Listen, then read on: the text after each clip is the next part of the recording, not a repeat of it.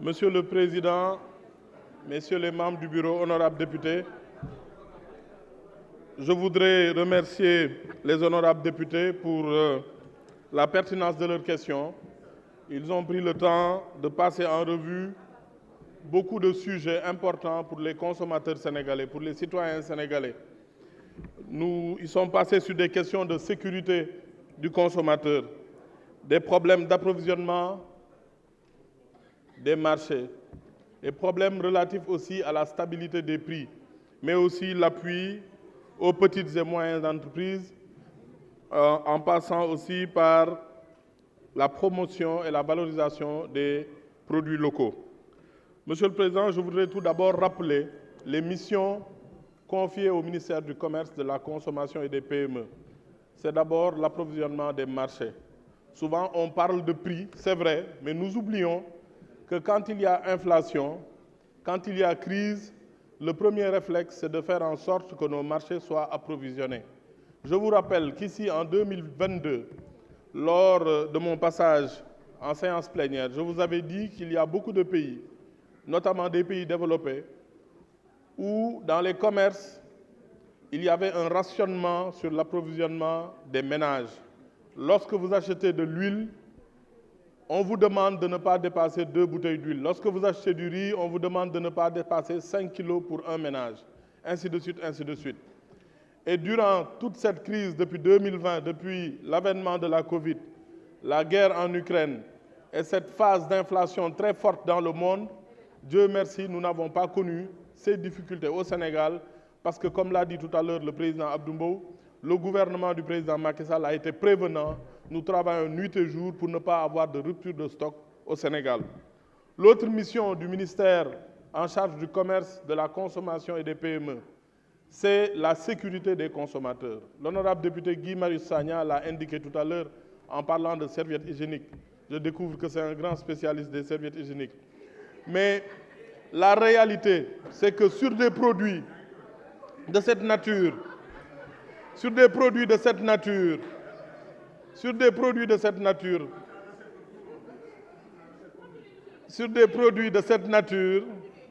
comme sur les produits alimentaires ou d'autres produits, par exemple, les fiches qu'on utilise, les câbles électriques, il y a toujours un contrôle qui est opéré et je reviendrai sur le sujet tout à l'heure. L'autre point qui intéresse le plus les honorables députés et les citoyens, c'est la question de la stabilisation des prix. Souvent, dans le débat, l'honorable député Aïb Dafé l'a dit, souvent on veut qu'on compare nos prix à l'extérieur parce qu'on estime que Dakar est plus cher que les autres villes. Mais quand Dakar est moins cher, quand le prix du riz est moins cher à Dakar que dans les capitales voisines, on ne veut pas qu'on fasse cet effort de comparaison. Eh bien, honorable député, nous ferons cet effort de comparaison. Comparaison n'est pas raison, mais la comparaison permet de mieux comprendre les phénomènes économiques. Et le dernier point, c'est l'appui aux PME. L'appui aux PME, les petites et moyennes entreprises. En faisant le calcul tout à l'heure, vous l'avez noté, entre l'appui aux PME avec les structures d'appui aux entreprises, les questions relatives à la promotion des produits locaux, sur les 24 milliards que vous voterez aujourd'hui pour le ministère du Commerce, de la Consommation et des PME, sachez que 11 milliards vont à l'appui aux PME. Donc la question de l'appui aux PME n'est pas une question vaine au ministère du Commerce et dans le projet de budget relatif au ministère du Commerce, de la Consommation et des PME. Beaucoup d'interpellations, nous avons reçu beaucoup d'interpellations. Je voudrais commencer d'abord par les questions de consommation. Sur les prix, vous l'avez noté, depuis 2020, on assiste à une inflation mondiale. Une inflation mondiale. Souvent même des pays de la sous-région nous demandent comment nous faisons pour maintenir les prix. Je vous donne un exemple. Le prix du sucre a augmenté de 40% dans le monde. 40% dans le monde. Au Sénégal, il n'a augmenté que de 13%. Le prix de l'huile, il y a quelques années, l'année dernière, quand j'étais ici, devant vous, le bidon d'huile de 20 litres, l'huile de palme la plus consommée au Sénégal, valait 40 $ au niveau mondial. Aujourd'hui, il est de 22 $. Et malgré la hausse qui existait à l'époque,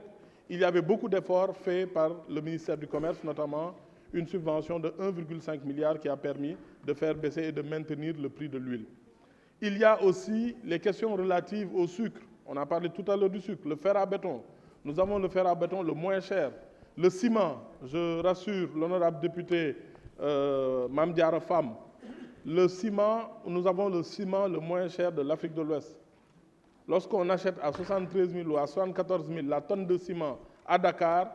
nous l'achetons à 120 000 francs à Abidjan. Nous l'achetons à 90 000 francs, excusez-moi, à Abidjan. Il y a des capitales en Afrique de l'Ouest où le prix du ciment est à 100 000 francs, 110 000 francs, 120 000 francs. Nous pouvons faire le même exercice. Il n'y a qu'un seul produit sur lequel le Sénégal est un peu plus cher en Afrique de l'Ouest, c'est l'huile de palme, parce que la Côte d'Ivoire en produit, le Togo en produit, mais nous avons un prix stabilisé, malgré qu'il soit un peu plus cher, de 75 francs au niveau de notre pays. Nous pouvons aussi évoquer d'autres sujets comme le riz. On en parle. Aujourd'hui, le principal exportateur de riz, l'Inde, a restreint ses exportations, a même arrêté carrément ses exportations. Nous y travaillons quotidiennement pour continuer l'approvisionnement de notre marché. En ce moment, nous avons du stock, mais nous avons aussi des stocks de substitution pour qu'en 2024, le consommateur sénégalais puisse trouver ses spéculations dans les boutiques. L'honorable Guy Marius Sagna m'a posé une question importante. Comment garantir aux Sénégalais un prix de l'oignon assez bas? Il nous faut souvent expliquer des phénomènes économiques de cette nature. Soble dañ koy béy Sénégal dëgg la Hollande moo ñu gën a tuuti ci superficie mais li muy produire ci oignon da koy exporter lu bëri parce que conditions climatiques yi moo leen ko may. ñun ñi ngi produire oignon bu bëri ndaxte tey boo jëlee dëkk bu mel ni Maroc presque 36 millions d'habitants 400 000 tonnes la ñuy def. dëkk bu mel ni Sénégal 18 millions d'habitants selon recensement bi mujj bi ñi ngi bay tamit 400 000 tonnes mais différence bi mooy li nga xam ne mooy magasin de stockage yi moo tax ak ministre des finances dañuy liggéey at mu jot pour xool naka la ñuy defee magasin de stockage yi ñu ngi ciy tabax naam mais dafa yéex ndaxte bu ñu nekkee ci jamonoy inflation ak jamonoy crise li nga xam ne mooy priorité gouvernement Sénégal mooy fexe njaboot yi borom kër yi dund bi di yomb ci ñoom. loolu moo tax 100 milliards yi ngeen doon tudd lu tax ñu jëlee ko ci c'est parce que njëg yi dafa wàññeeku au niveau international. farine dañ ci daan def 60 milliards daaw année bi niveau yi bi mu toll soxlatul ñu ci def 60 milliards. dëwlin njëg bi wàcc na ba soxlaatul subvention ceeb lañ nekk di étudier te loolu defe naa ministère des finances prévoir na réserve de gestion boo xam ne bu ko jaree ñu génnee ko ngir mën a toppatoo njëg yooyu. mais il faut ñu bàyyi xel dara ni état di fonctionner ci priorité la ñuy fonctionner bu ñu amee programme boo xam ne day defar marché yi Ndiallo Bathily wax na ko léegi honorable Ndiallo Bathily dinaa la tontu ci Castor ndaxte bi ma nekkee ministre de l'urbanisme dem naa fa atte naa fa coow yu bëri mais dinañ leen wax marché yi naka lay fonctionner ndaxte bëri na marché yoo xam ne avancé nañ ci tey mais bu ñu nekkee jamonoy crise budget d'investissement wu état bi lu bëri da ciy migré doon budget de fonctionnement gis ngeen ko 100 milliards yi nga xamante ne mënoon na defar marché mënoon na defar tali mënoon na defar hôpital mënoon na defar centre de stockage moom mooy mujj dem nekk budget de subvention bi nga xam ne mooy tax état du Sénégal du mënati def la mu daan def mais programme yooyu dinañ ko continuer ci fu mel ni Mbacké ak marché Ngirandeen di daan ci dellu si léegi. donc soble bi ñu ngi koy bay ni ñu Hollande di jaayee soble noonu lañ leen di jaayee soble ndaxte dina am jamono joo xam ne suñu prix moo gën a favorable seen bos. donc mois de janvier bu fekkee ñi nga xam ne ñoom ñooy defar soble di ko bay fii Sénégal waa Ngomeen am na ñu dëkk Podor am na ñoo xam ne ñu ngi fii ci Noto bu seen soble ñoree saaku bi 6500 francs lay jar maanaam junni ak ñetti téeméer mais bu soble bi jeexee ñu dem ba weeru juin ñu dugg mois de juillet dugg mois d'août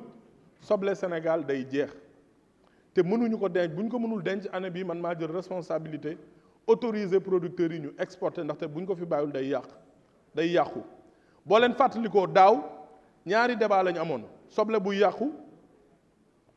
ak soble bu manqué ginnaaw bi soble yëpp jeexee année bi soble bu manqué lañu am mais soble bu yàqu déggu leen ko fenn ndaxte permettre nañ ñi nga xam ne ñooy producteurs yi ñu jaay bitim réew am ay revenus yu baax defe naa ne ñaari feebar boo ci fajee benn tane na tuuti. leneen li nga xamante ne moo am donc mois de janvier ba mois de juin mooy li may wax la saisonnalité de l'inflation mooy njëg yi yokku ci benn jamono la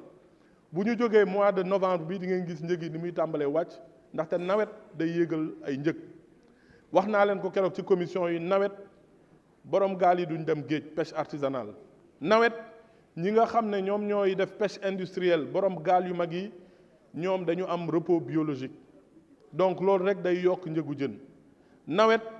borom nag yi jaayatuñ nag yu bëri président éleveur xam na li ma ci wax ndaxte Gallo xam nga ne bu ñax amee tuuti sama mbokk séeréer yi pour bañ la tooñ du ñu jaayati seeni nag njëgu ndawal day gën a yokku waaye leneen dafa amaat mooy produit horticole yi soble ak pomme de terre dootuñu ko produire ndaxte nawet àndul ak mbayu dër sauf ñi nga xam ne yàlla dimbali na leen ñu am ay serre leneen di nag mooy électricité tudd nañ ko fi léegi dinaa ci dellu si léegi ndaxte électricité tamit day yokk ndaxte nawet jamono ju tàng la yoo xam ne day fekk consommation yi gën a yokku xam nga économie ku nekk mën na ko interpréter nu la neex waaye économie pour mu wax la naka sudul noonu économie ngay analyser statistique loolu lu jafe la Senelec mois de janvier ñun Sénégal yëpp suñu consommation en électricité 770 mégawatts la 770 mégawatts parce que dafa sedd parce que soxla wuñu taal ventilateur yu bëri booy togg sax mën na am yenn tàngal yeeg yu demee noonu doo ko def mais bu mois de juillet duggee ba mois d'octobre mooy période bi nga xam ne pic bi day ñëw on passe de 770 à 1050 mégawatts maanaam population Sénégal yëpp suñu consommation dina yokku entre 30 ak 40%. année bii pic bi mi ngi dugg mois d'octobre mooy facture yi ngeen jot noonu mu egg peut-être ba 1100 mégawatts mais naka lay feeñee ci facture ki nga xam ne mooy woy jëfandiku bi da nga yor lu mel ni woyofal li nga xam ne moom mooy 10 premiers 100 premiers wala 150 premiers mégawatts yi mooy sa facture dépassé wul 15 000 francs ce prix au kilowatt-heure bu fekkee basse tension nga nekk 91 francs la 91 francs le kilowatt-heure muy yombalal boo xam ne état du Sénégal da la ko defal doo fay li nga xam ne moom la ñuy wax taxe communale doo fay TVA ba pare sa njëgu kilowatt-heure mooy bi gën a tuuti mais bu fekkee da nga yokk maanaam néeg ak salle bi nga yoroon ñaari lampe benn ventilateur weesu nga ko da ngay dugg deuxième tranche prix bi 136 francs la ndaxte àdduna noonu la demee ki yokk ay appareil am day fay lu gën a cher donc boo duggee deuxième tranche ce prix egg ba 136 su ma juumul boo demee nag troisième tranche looloo dal ñu bëri at mi maanaam pic bi dafa fexe ñu bëri yéeg troisième tranche ñu dem ba 140 wala 160 wala yu demee noonu ba nga xam ne moo tax prix wu électricité yi ñu sentir ko donc dañ combiner ñaari yëf yokk quantité consommée bi yokk prix unitaire bi donc loolu moo leen di wan ne boo leen xoolee ñi nga xam ne ñoom la ñuy wax les consommateurs domestiques de la Sénélec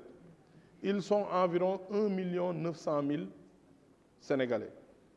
600 000 yi ñoom ñoo nekk woyofal jàll troisième tranche moo tax facture yooyu mais 1,3 million yi nga xam ne ñoom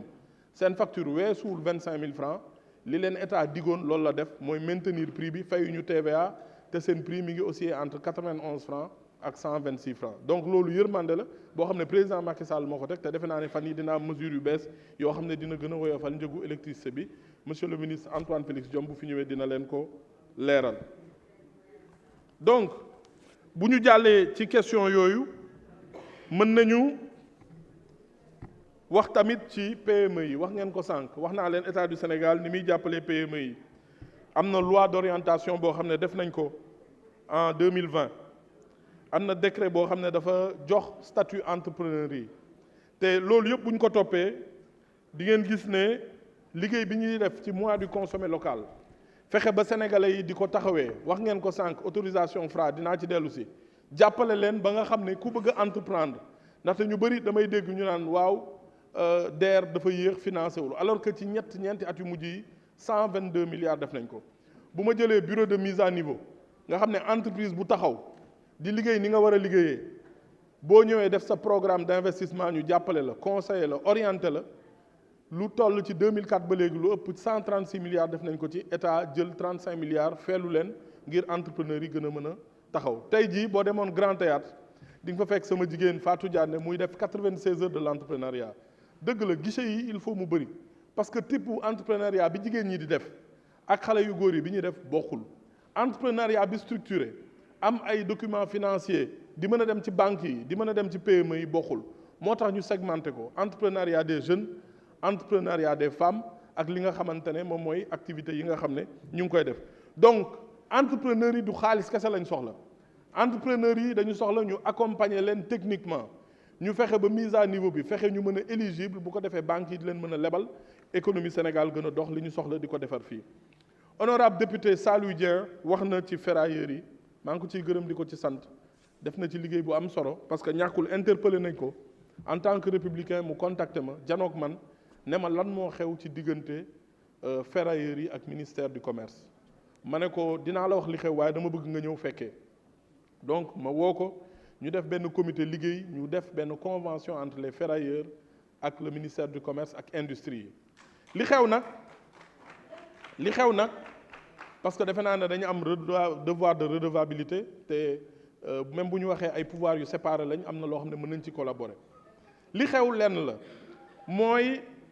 dañu am secteur industriel boo xam ne mi ngi jóg saa su ne yàgg nañ dégg ay député yu naan le Sénégal ne s'est pas industrialisé defuñu ci effort nangam te pourtant UEMOA li document yi wax nee nañ dynamique d'industrialisation Sénégal moo ko gën a am UEMOA ñun nag ci dynamique boobu lañ nekk looloo tax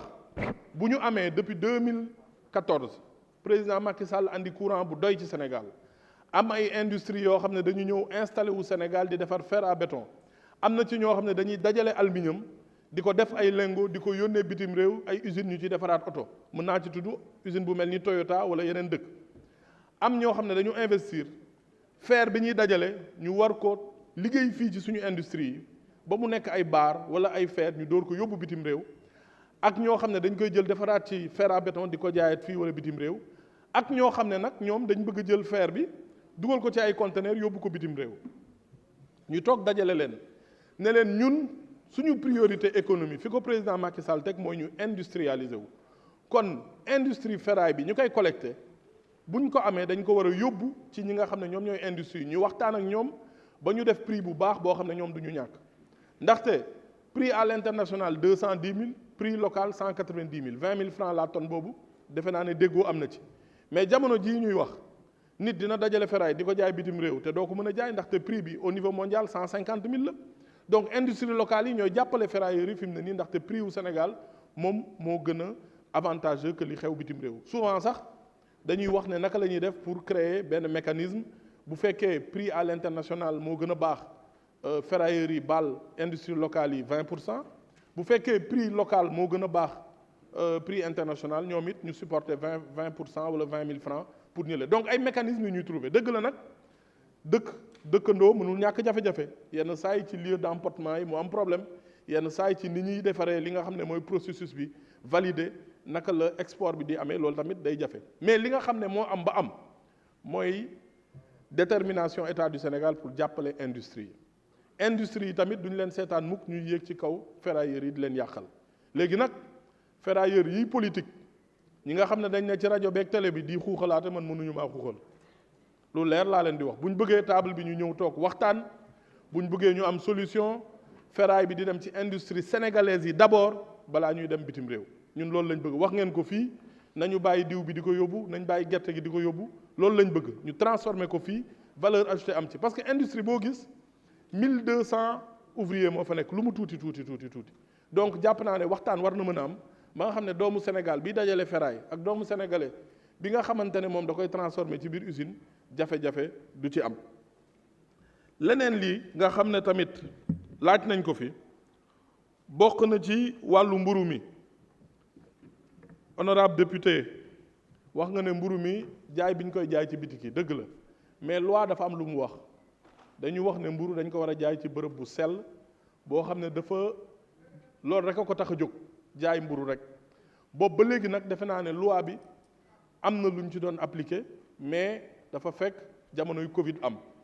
li nga xam ne mooy yoon mooy diggante kiy defar mburu di ko yóbbu jox ko distributeur bi ak boutiquier bi koy jaay damaa bëgg nga xam ne boutiquier bi moom boutique am juróom fukki produit mi ngi fa bu ci ne mi ngi ciy mos dara waaye jaaykatu mburu bi moom mburu rek la am diggante moom ak distributeur bi li nga xam ne commission bi ñu ko ci laaj day tax souvent muy bëgg a yokk mburu bi moo tax lu ñu def dafa fekk ñu seetantal ko ñi nga xam ne dañ bëgg a ubbi boutique wala ubbi cantine di jaay mburu loi am na lu mu ci wax ñooñu nag mën nañ ko def consommateur bi def 50 mètres pour jëndi mburu wala jënd ko ci bopp koñ bi loolu du problème mais li am solo mooy boulanger bi nga xam ne da nga def sa investissement 50 millions di jaay mburu am koo xam ne distributeur la ñëw mburu boo jaayee fanweer ak juróom maanaam 175 mu bugg cee jël juróomi dërëm wala bugg cee jël fanweer wala mu bugg cee jël juróom benni dërëm wala juróom-ñaari dërëm ba ëppale la ci yow mi di defar mburu bi loolu état du Sénégal waru ko seetaan te yow xam naa ne nitu dëgg nga donte xam naa ne mbaxana mi rafet na lool waaye xam nga li ma la wax xëbër gi bëri na waa rond point JVC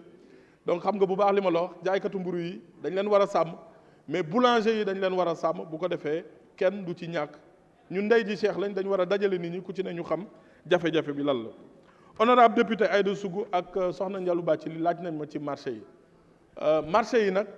état du Sénégal mi ngi ciy def effort bu am solo effort bi mi ngi ci rénovation yi monsieur le ministre Moustapha Ba dina ci wax léegi effort budgétaire bi ñu ciy def at mu jot ñu jël 2 milliards di ko def ci marché yi ndaxte marché yi li ci yàqu dafa bëri marché yi li ci yàqu dafa bëri mais programme la tey mën naa leen leeral ay marché yoo xam ne livré nañ ko te ci programme bi la bokk tey boo demee marché Tilène bu Ziguinchor avancé na niveau d'avancement boo xam ne li ci des bëreetul honorable Malick Fall wax na ci marché Diourbel honorable defe naa marché bu Tambacounda avancé na lool tamit ak yeneen marché yoo xam ne mën nañ leen tudd donc marché sous-régional de Tambacounda 95%, marché Doumbé Diop joxe nañ ko marché Medina Baye pare na marché sous-régional de Tambacounda ak yeneen yoo xam ne peut-être xaju fi marché syndicat mi ngi avancé mais liggéey bi dafa am problème ndax diggante marchand yi délégué marché bi ak Promogem il faut ñu déggoo ci quelques difficultés ci déguerpissement bi ak yooyu donc loolu yëpp laa bëggoon wax rek xam naa ne temps bi mayewu ko dugg naa ci ay détails yu bëri mais ma bëgg wax rek benn wax ndaxte dégg naa honorable député Guy Marius Sagna di wax li nga xamante ne moom mooy tudd li nga xam ne moom mooy émigration irrégulière te yenn saay nag yuuxu ci kaw taxul nga am dëgg Union européenne li mu wax ci ay rapport am mooy ñay wàcc Italie ak Espagne di dugg ci gaal yi nee nañ Sénégal boo doon calculer xayma ci ñi nga xam ne classement bi la Sénégal la mu fa andi mën nañ ne mooy 18e te Sénégal boo déggee coow dafa mel ni ñëpp Sénégal lañ jóge ña fa ñëw te doon ay sénégalais matuñu 2%. ma bëgg ñu xam loolu ñaareel ba il faut ñu xam profilu migrants yi dégg ngeen ci journaux yi ñu def ci ay reportage ñoo xam ne dañuy émigrer di fay 6,5 millions xasuma leen peut-être am na lu tax mais dama bëgg ñu xam ne migration fii lañ ko fekk bugguma tudd ay réew mais boo demoon France ñiy migré di dem Suisse noonu la bëree boo demee Espagne ak Portugal ñiy migré di dem France boo demee Maroc ñiy migré di dem Espagne ak Portugal donc nit ñi dañ jàpp ne peut-être am na lu ñu uti ci dëkk yooyu am na reporter bu mag a mag bu Sénégal boo xam ne def na fi benn reportage di nettali ne bi muy voyagé ci biir avion bi dafa daje koo xam ne billet classe affaire la jënd ne ko man damay dem immigré ji mu ne ko looy defi foofu mu ne ko damaa yàgg bëgg a dem foofu rek mu ne ko lan ngay liggéey mu ne ko quincaillerie bi ma yor ci gox bi may dëkk moo gën a dox la ma fa am ay dizaines de millions la yoo xamante ne moom laay gagné par at mu ne ko waaw yow sa quincaillerie bi nga demee noo ko def mu ne ko sama nijaay bu nekk fanweeri at États-Unis te bi muy ñëw andiwul dara moom laa ko dénk donc loolu moo leen di wan ne migration bi nañ ko xalaat de façon sociologique de façon économique te ñu xam ne bëri na tamit ci migrants yi ñoo xam ne ñu ngi utiliser tamit ay fonds ak ay investissement waxuma loolu kese la waxuma tamit ne tamit difficulté économique amu ci mais li ñu war a xam